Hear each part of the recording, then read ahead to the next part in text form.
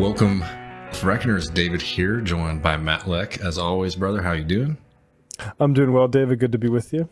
Yeah, man, and we're thrilled to be joined by our good and longtime friend, Danny Bessner. You know Danny Bessner from places like American Prestige, Jacobin Magazine, and most recently from this excellent cover story in the most recent edition of Harper's Magazine. Danny, how you doing?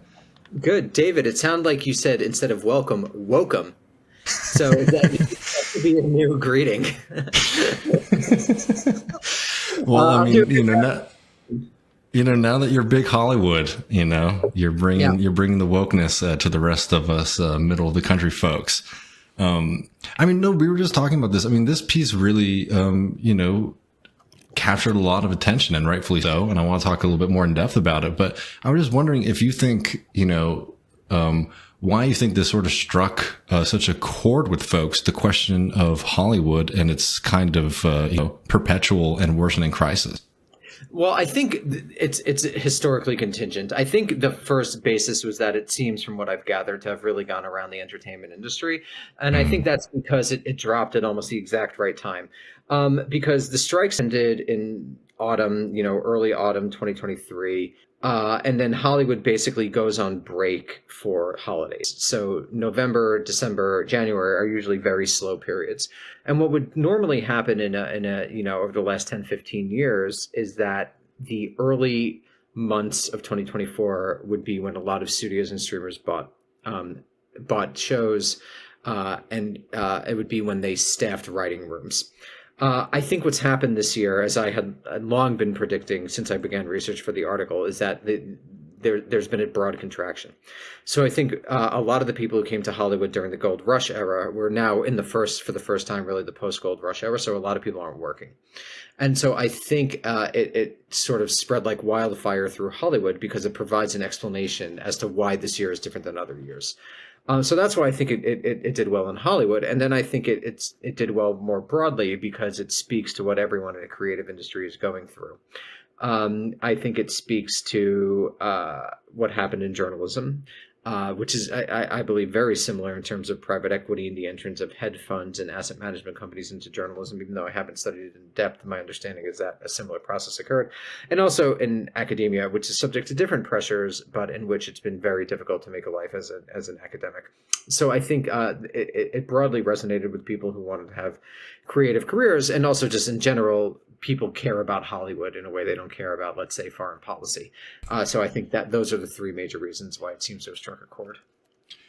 Well, I mean, again, people really should read the piece because, it goes into, I think, a lot of like the kind of political economy of like how Hollywood functions and the role of, creative labor here. And I wanted to sort of maybe to get us into it a little bit is I think, there's oftentimes these kind of conversations are almost all technology based, right? It's sort of like, oh, the technology has changed and therefore the conditions have fundamentally changed.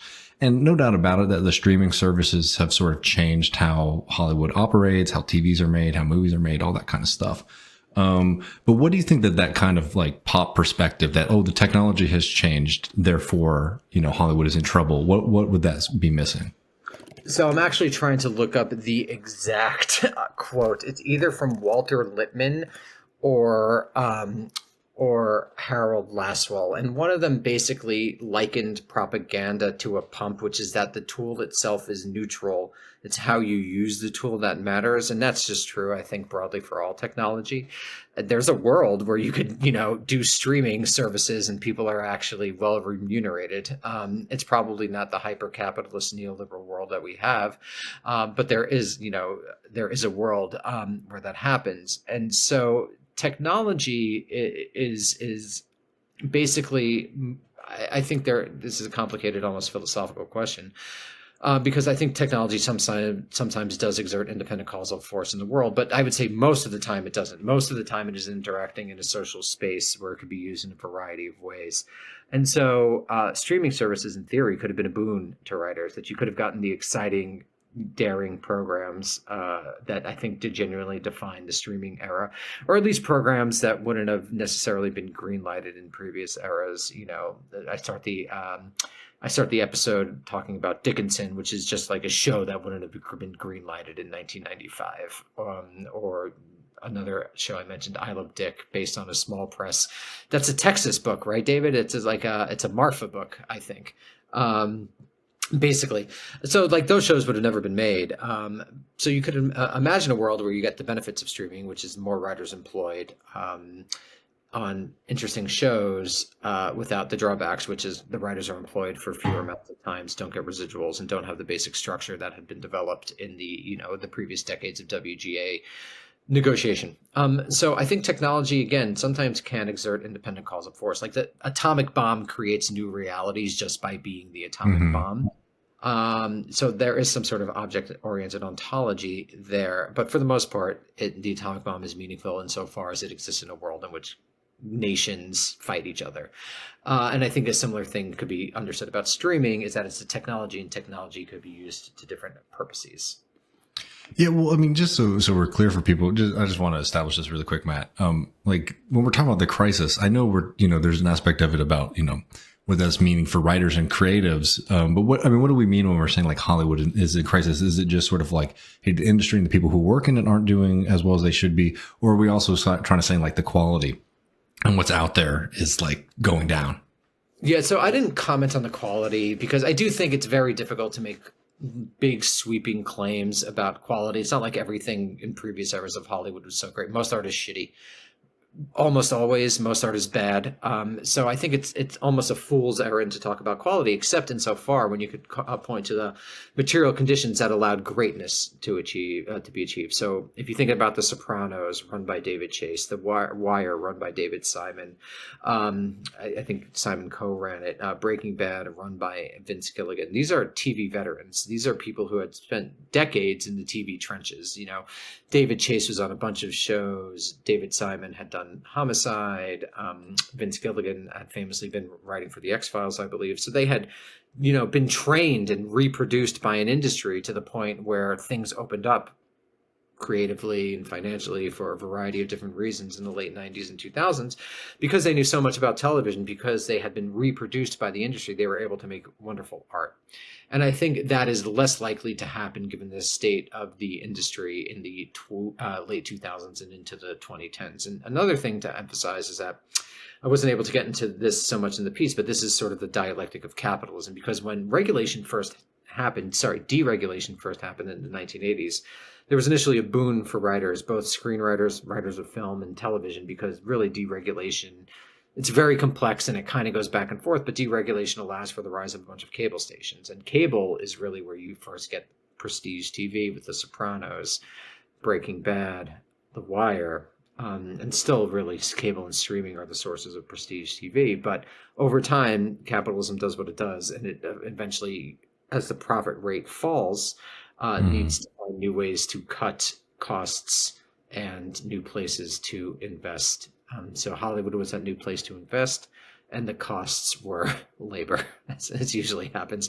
Labor is usually the first thing that's cut. But I also think the piece resonated because I think a lot of junior executives and creative executives, what I call the humanities majors, understand that this is coming for them too. That more costs need to be cut after the writers have been cut and the talent has been cut. And it's probably going to be younger executives, and it's probably going to be the executives with humanities degrees who do things like develop projects and contribute to story.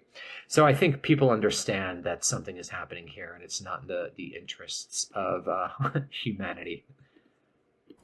Yeah, can we talk about a little bit the golden age and how this was related to like how these companies were selling themselves to Wall Street, for instance, at a sort of post-recession period? No, next question. No, just kidding. So what happened was that so there's the dot-com crash in 2001. And tech was really the space that large financial firms who had been deregulated over the course of the 80s and 90s wanted to invest. But the dot-com crash and the subsequent almost monopolization of tech with the big firms like Facebook and Google and Amazon made tech ultimately not as inviting a place to invest as it had been during the first dot-com boom of the 1990s. So there's finance looking for places to invest in the 2000s. Then you have the Great Recession. And in response to the Great Recession, the federal government pumps, I believe it's $7.7 trillion of capital into the financial system, and also famously starts lowering interest rates, making interest rates eventually approach number zero. I don't actually believe it's ever zero, but it approaches zero, from what I remember of looking into it. So you have money and access to cheap credit in the system after 2008, and you have finance looking past tech for places to invest. Because Hollywood's not necessarily the greatest place to invest. It's a business that is, first of all, based on hits, so that's a lot of losses. It's a business that, generally speaking, has relatively low marginal returns, and it's a business that's ultimately unquantifiable. The famous quote that I use in the piece and that everyone knows that William Goldman says is, "No one knows anything." It's based on taste. It's based on reading what an audience wants, so it's very difficult to predict. Nevertheless, because there are fewer places to profitably invest in this country since the 1970s and deindustrialization, finance comes into Hollywood.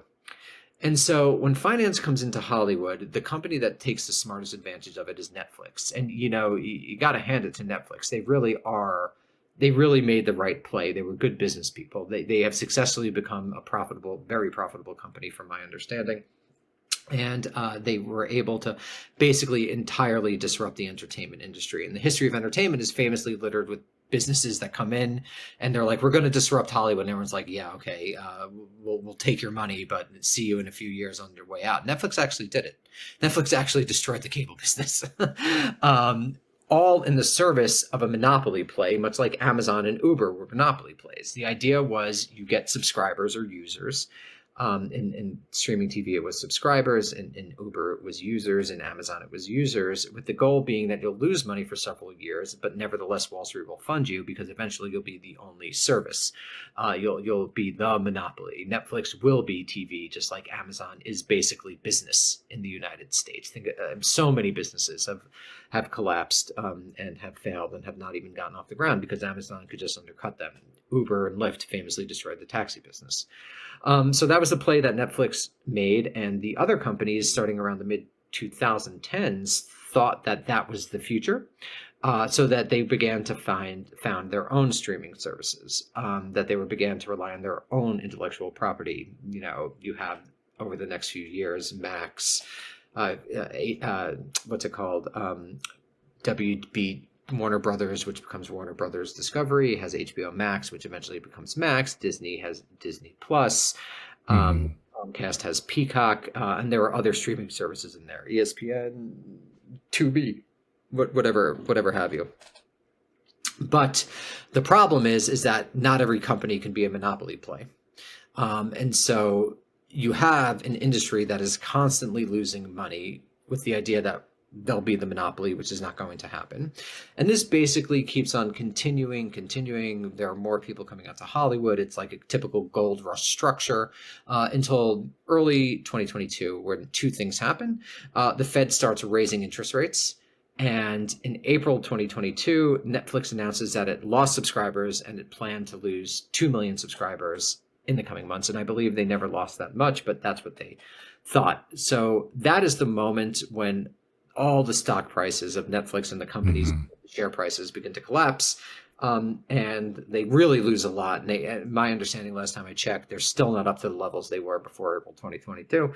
But anyway, Wall Street calls in the bet, which is that you're going to have to become profitable in some meaningful way. So that is the first moment of a new post-streaming era in Hollywood, which is then, and through, I think the writers and the actors, SAG-AFTRA did exactly what they needed to do by going on strike. This comes after COVID. Then you have the great Netflix correction, as it's called, in April 2022, and then you have the strikes. So this really put a pause on new business in the industry. And like I said, the idea in Hollywood, it's funny, after being there for a bit, it's really a town that runs on gossip, and everyone kind of has the same gossip that's delivered from the capital side to the agents, and then the agents tell the talent, and everyone kind of repeats it, and there's telephone, but people really thought that the business was going to restart early 2024.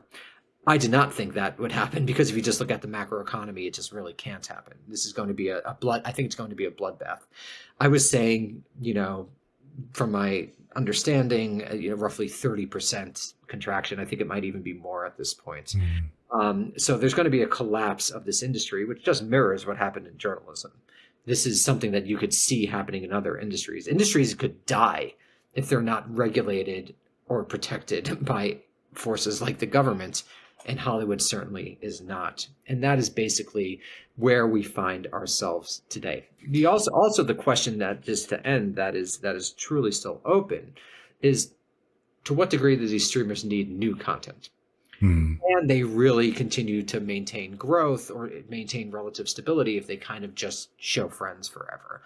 They'll definitely need new content, but I think the business side is starting to conclude, probably correctly, they don't need that many new shows. That probably a lot of their shows aren't watched because, again, Hollywood is a business of hits. So there are these general transitions and these general contractions that are really going to affect labor, which is why I ended the call. Actually, I think I'm not sure if I even wrote this in the piece. It's hard to keep track now, but I was just on Fresh Air on NPR, and I ended with there needs to be a general strike. And I still think that's really the only way that you're going to get a relatively healthy industry.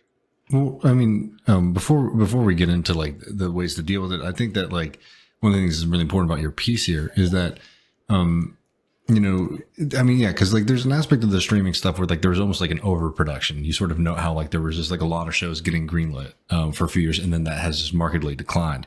And then, what that has led to is, there's this issue when it comes to labor. And I was just wondering if you could paint a little bit of a picture here. You write about what these things called mini rooms, which are these kind of short, periods where people are writing that they don't see the project finish. You talk about the insecurity of most writers. If you could talk a little bit about that, and I think it'll be important for us too, once we get to the labor aspect, to help our audience. Cause when we cover the strike, we get the same comment as I know you've heard a million times. Why are we so concerned with, the careers of rich kids? These are all, fancy kids who are well off and make a lot of money being TV writers. I mean, could you sort of talk about the experience of labor, the decline there, and also like what that daily life is like for folks, despite the kind of public perception?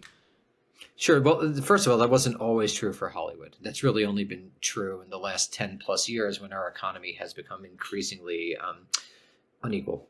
And that Hollywood reliance on unpaid internships, very low paying assistant jobs, and of course family connections is really a place right now where you have to have some sort of financial stability to basically buy the lotto tickets, which wasn't always true.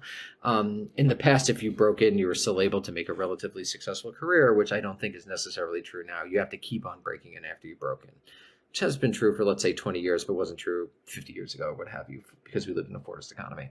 But anyway, traditionally, when you were employed on a television show, think of the shows of the 1990s, Law and Order, obviously that lasted much longer, but let's say you're on Law and Order, it's a 22 episode season, you're employed for roughly 8 months, you write 1 or 2 episodes, which means if you were above the lowest level of writer, you got script fees, which is kind of wild. Lowest level writers wouldn't get script fees until the new agreement, so that's good.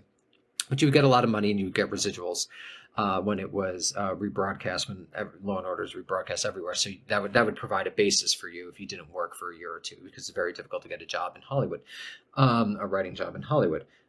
So you were employed for a longer time, you were making more money, and more importantly, when I was talking about the industry reproducing itself, you would do things like go to set. You would go to set, and you need to go to set because if you're a writer and you eventually want to be a showrunner, because that's what you would advance to. Writers are showrunners in television. You would need to learn how to talk to an actor. You would need to learn how to talk to a director. You would need to learn how to stay within budget. You would need to learn how to talk to a line producer. So one of the things that the industry was doing by employing people for longer amounts of periods and allowing them to go to set was it was allowing itself to reproduce itself.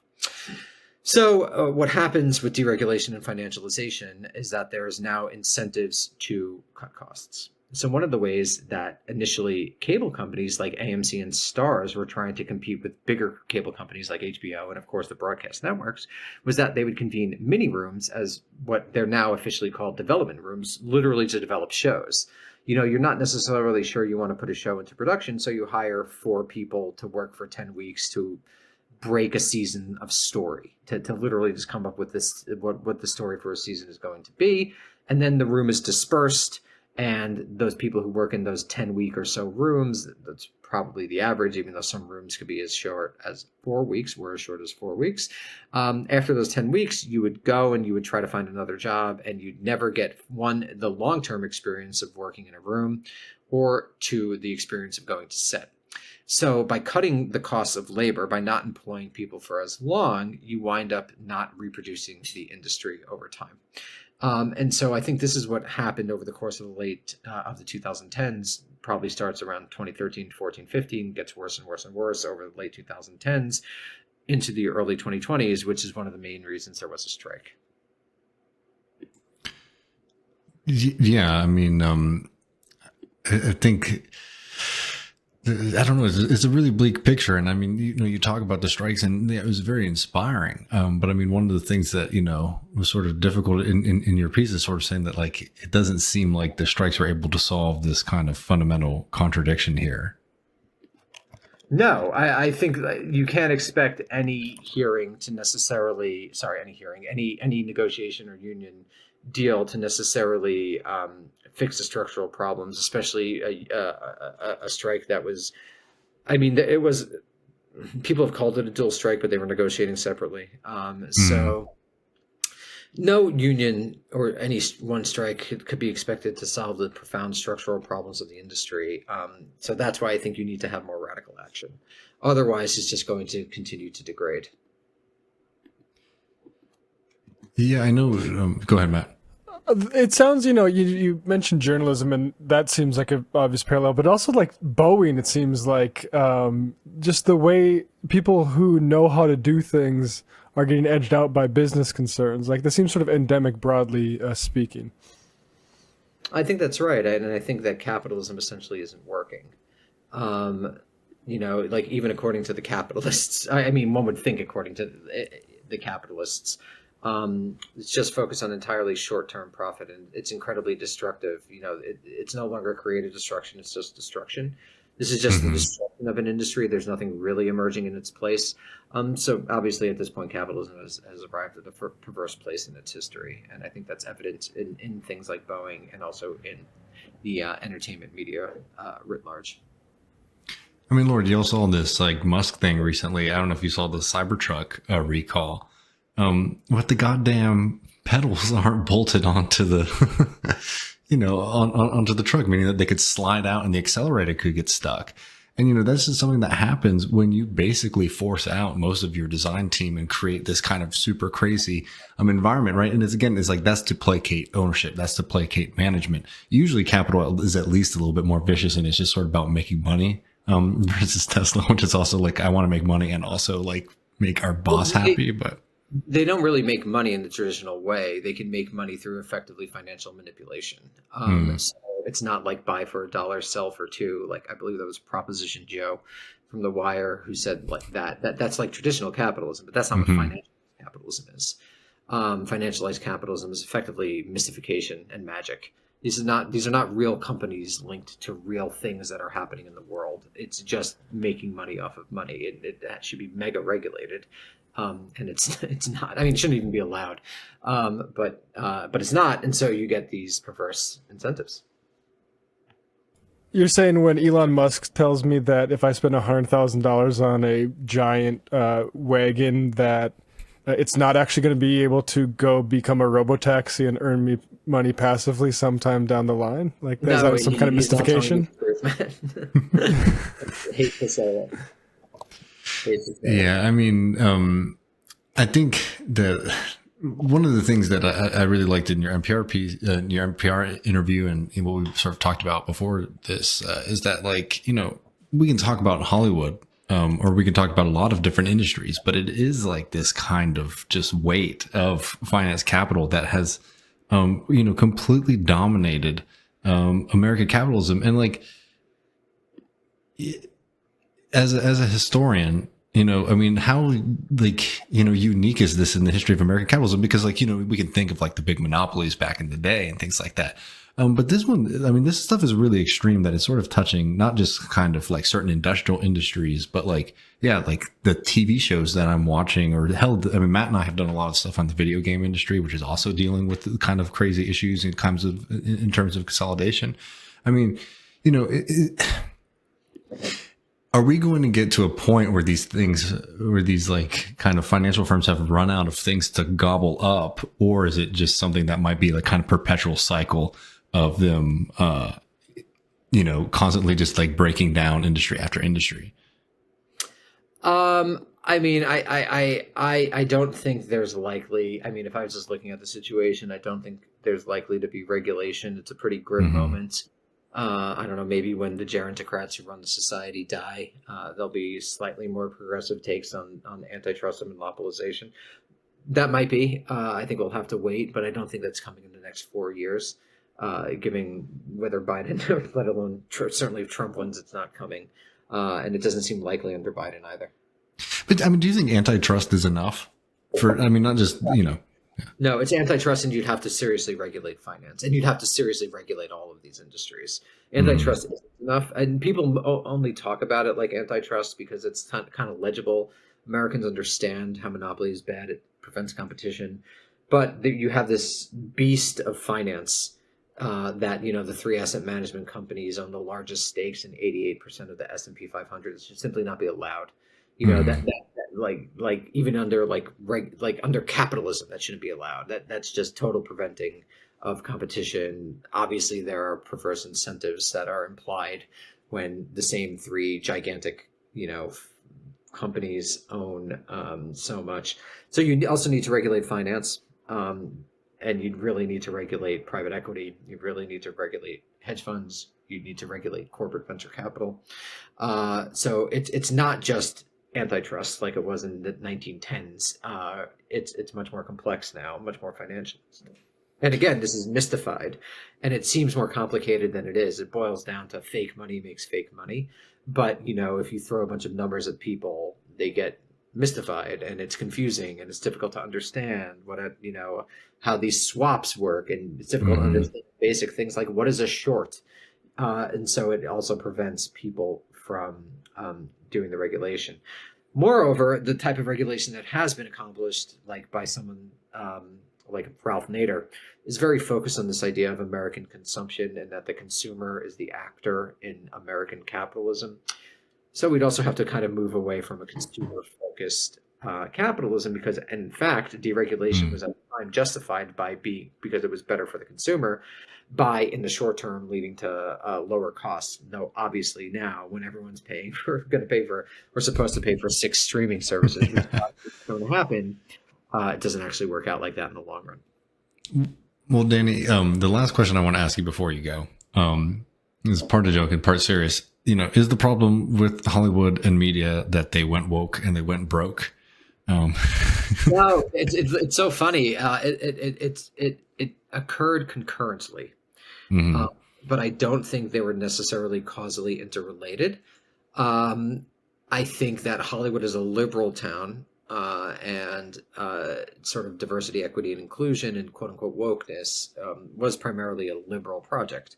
So it's not surprising that it took off in Hollywood because it is not necessarily connected to the redistribution of wealth. And so you have a diversification of gender and people of different sexualities and gender identities. And there's more female writers, there's more writers of color. And from what I read from the WGA, there was a substantial increase in that. But at the same time, again, this is anecdotal because I couldn't find numbers on the class composition of Hollywood, but my understanding is that the class composition remained relatively elite. So you have gender, sexual, and racial diversification, while class diversification is not really didn't really happen. But I ultimately think that wokeness, except insofar as people could look at it, did it spur a lot of hit shows? But is that really against wokeness? I mean, most shows aren't hits. Most shows don't do well. So I don't think that's necessarily due to wokeness. You could look at the 90s. They did shows based on comedians after Seinfeld. Like Greg Giraldo's show was canceled. Chris Titus's show didn't last very long. Most shows are bad. Most shows don't last long, and I don't think that's unique to wokeness or '90s comedians. I think that's just true for most art. Well, do you think a lot of the less of those kind of things, and obviously like when we talk about like shows being woke, there's a broad spectrum of like, fantasy and There's definitely decreased interest in Hollywood from everyone I've talked that's what I was to. about to say. Yeah, it seems like that. And I think that's due to a lot of different reasons, but that era seems to be, from everyone I spoke with, decidedly over, to the degree where executives are saying things like, "We don't want shows about Latinos." Okay. Right? Like we're not greenlighting shows like that any longer. Mm. So what Hollywood does, it's a trend chasing town. There's whiplash because creators who were working in a particular sphere and who were, for the first time in Hollywood's history, not marginalized, are now not as sought after as they once were. Again, from my reporting and from my interviews, I don't have data to point to. But in 5 years, the WGA, I imagine, will do some sort of study and we'll see what happened. And my guess is that there's going to be fewer shows that center on people of color. There are going to be fewer shows that center on gender and sexual minorities. And there's going to be a return to what is imagined as the mean, which is white, cis, straight people. That is my guess. I'd be very surprised if that didn't happen. But we will remain, remains to be seen.